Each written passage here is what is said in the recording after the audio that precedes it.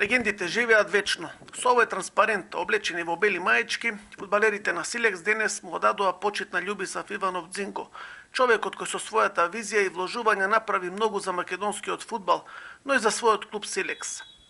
Мечот меѓу Силекс и Беласица започна со едноминутно молчење во чест на починатиот Иванов, а веќе во првата минута кратовци можеа да поведат, но Џурич задоцне за дел од секундата.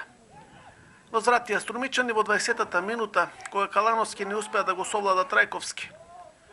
Во финишот на првиот дел Џурич го совлада Ѓоргиев, но судијата Стојановски процени дека имало прекршок над голманот.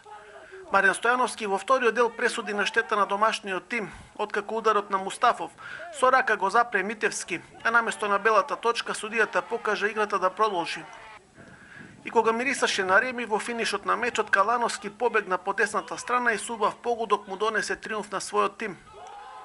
Во судијското продолжение кратовци бара најстрога казна по стартот врз Додевски, но судијата Стојановски на општо изненадување покажа фаул во напад.